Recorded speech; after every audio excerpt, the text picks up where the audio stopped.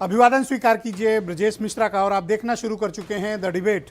बहनों भाइयों, आज राजनीतिक गलियारे से और भारत की सर्वोच्च अदालत से सबसे बड़ी खबर आई तब जब राहुल गांधी की सदस्यता को बहाल कर दिया गया और उनको जो सज़ा दी गई है, जो उनको सज़ा दी गई थी डिफेमेशन के मामले में, उस सज़ा पर फिलहाल स्टे कर दिया गया है।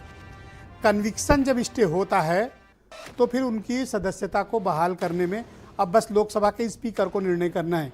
यानी राहुल गांधी अब वायनाड से सांसद होंगे और सदन में चल रहे मानसून सत्र में हिस्सा भी ले सकते हैं। उम्मीद है कि 1-2 दिन के भीतर स्पीकर उनके बारे में आदेश जारी करेंगे। लेकिन कांग्रेस पार्टी के लिए और जो इंडिया अलायंस है उसके लिए ये बड़ी राहत भरी खबर आई है। अब बीजेपी की रणनीति क्या होगी, यही मामला फंसा हुआ है। बीजेपी अब राहुल गांधी को कैसे हैंडल करेगी। सजा होने के बाद राहुल गांधी सदन से बाहर हो गए थे, चुनाव भी नहीं लड़ सकते थे। लेकिन अब जब कन्विक्शन पर स्टे हो गया है तो मामला बड़ा दिलचस्प हो गया है और सदन में अविश्वास प्रस्ताव भी आने जा रहा है। 8, 9 और 10 को चर्चा होगी और उसके बाद मणिपुर पर भी अलग से चर्चा हो सकती है। यानी कि ये जो राहत आई है ये राहुल गांधी के लिए बड़ी मुफीद साबित हो रही है। बीजेपी निपटेगी कैसे, हमारी चर्चा का मुख्य केंद्र बिंदु यही है। बहनों भाइयों, आज सुप्रीम कोर्ट से दोपहर बाद जब राहुल गांधी के लिए राहत भरा पैगाम आया, उनकी सज़ा पर स्टे कर दिया गया, उनके कन्विक्शन को स्टे कर दिया गया, ऐसे में राहुल गांधी की सदस्यता बहाल हो गई है। वो केरल यानी वायनाड से फिर से अब मेंबर ऑफ पार्लियामेंट लोकसभा होंगे और उन्हें घर भी मिल जाएगा। अब ये नहीं कह सकते कि जो घर खाली हुआ वही मिलेगा या दूसरा मिलेगा, लेकिन राहुल गांधी अब लोकसभा के सदस्य, उनकी सदस्यता बहाल हो सकती है और 1-2 दिन के अंदर स्पीकर उस पर निर्णय भी कर लेंगे कोर्ट का ऑर्डर मिलने के पश्चात।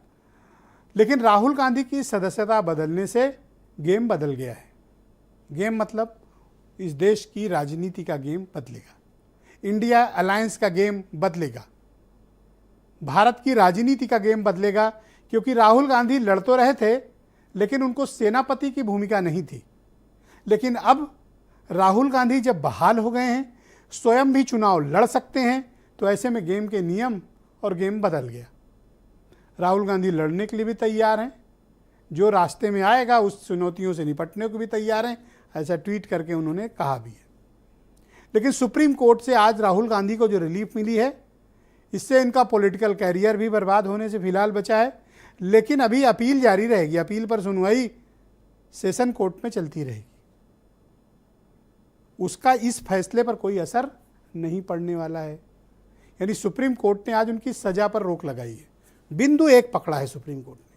क्या है वो बिंदु जिस पर राहुल को इतनी बड़ी राहत मिली? वो ये है कि जब आप मैक्सिमम पनिशमेंट देते हैं, जो आरपी एक्ट का सेक्शन 8 का सब सेक्शन 3 ये कहता है कि अगर 2 वर्ष से अधिक की सजा होती है, ऐसे में संसद सदस्यता या विधानसभा सदस्यता, जिस भी सदन के सदस्य हैं, वो निलंबित हो जाती है। लेकिन अंतिम फैसला स्पीकर करता है, नॉर्मली रद्द कर दी जाती है।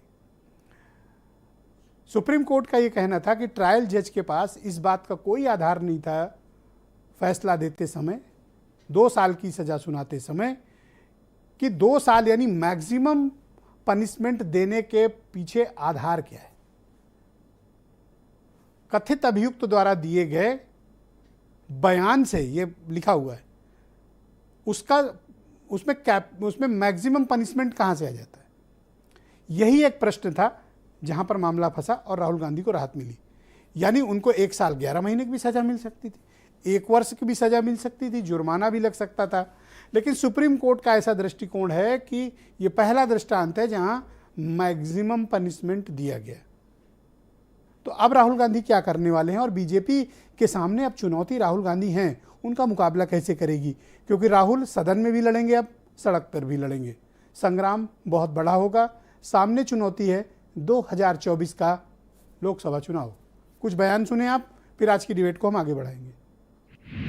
राहुल गांधी जी की जीत नहीं है, लोकतंत्र की जीत है, संविधान की जीत है और आम जनमानस की जीत है। हम आशा करते हैं अब कि भाजपा अपने एक विशेष विभाग जो है, जो कई खेल खेलता है, चालबाजी के और अन्य खेल, उस विभाग पे ताला लगाएगी। सुप्रीम कोर्ट यानी के द्वारा दिए गए निर्णय के बाद जो मंदिर है सबसे बड़ा प्रजातंत्र का, संसद के गलियारों में एक बार फिर सच्चाई की वो गूंज जिसकी सबसे ज्यादा आवश्यकता है, सच्चाई की वो आवाज, निर्भीक निडर वो आवाज श्री राहुल गांधी की फिर सुनाई देगी, सरकार को जवाबदेह बनाते हुए और प्रजातंत्र की रक्षा करते हुए। आज सुप्रीम कोर्ट में श्रीमान राहुल गांधी का कन्विक्शन स्टे किया गया है।